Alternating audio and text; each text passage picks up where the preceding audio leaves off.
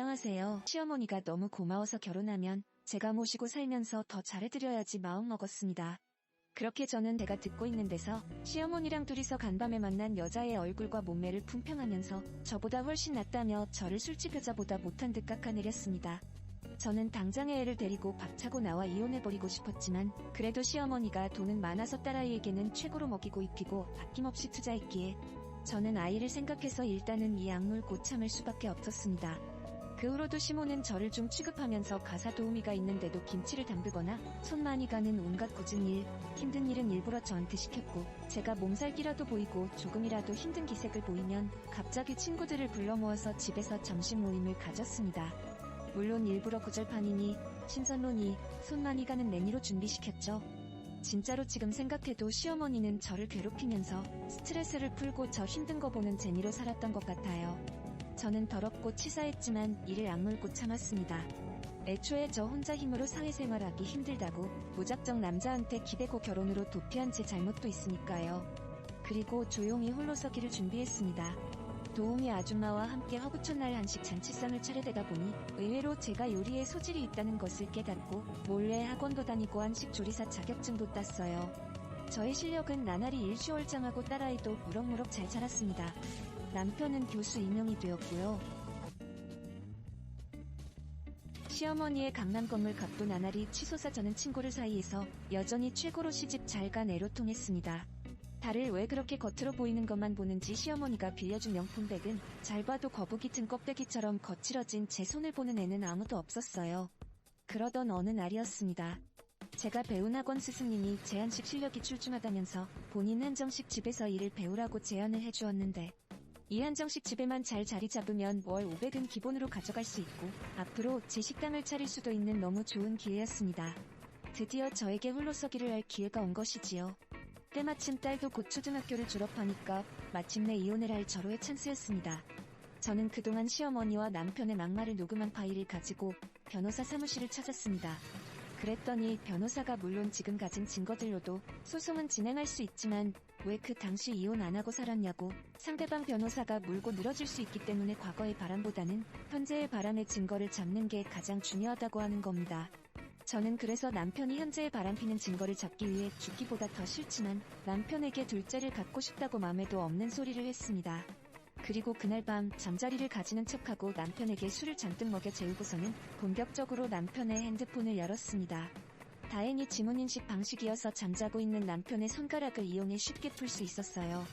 그렇게 남편의 핸드폰을 살펴본 후 저는 그만 깜짝 놀라서 소리를 지를 뻔했습니다. 저는 그동안 남편이 단순히 술집 여자들과 하룻밤 재미를 보는 줄 알았는데 남편이 만나는 여자는 글쎄 자기가 가르치는 사학과의 재학생이었습니다. 그것도 그러니까 15살이나 어린 같은 학과 후배일 수 있겠네요. 그 어린 상간녀는 20사로 과거에 제가 처음 남편을 만난 나이와 같은 나이였습니다. 남편과 그 아이가 나눈 대화를 보고 저는 기가 막혀 헛웃음이 나올 뻔했어요.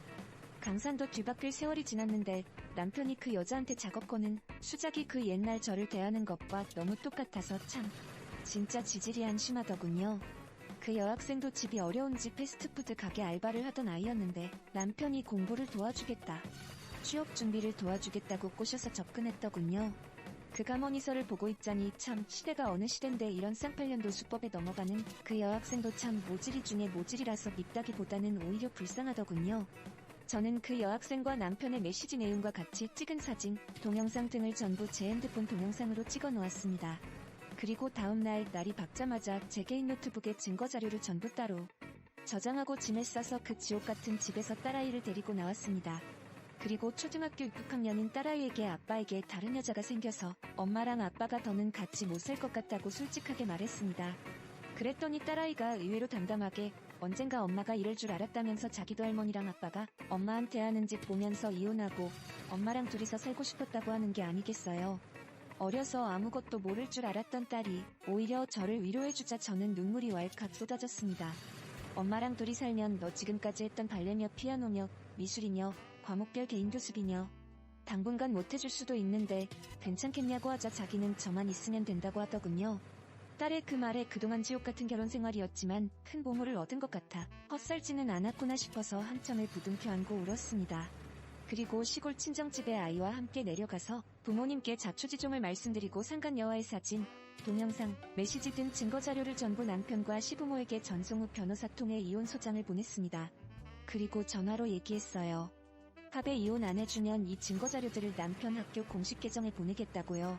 그리고 지난 14년간 당신네 모자 무료로 가사노동 및 종살이한 비용과 정신적 피해 보상 및 위자료로 10억을 요구했습니다.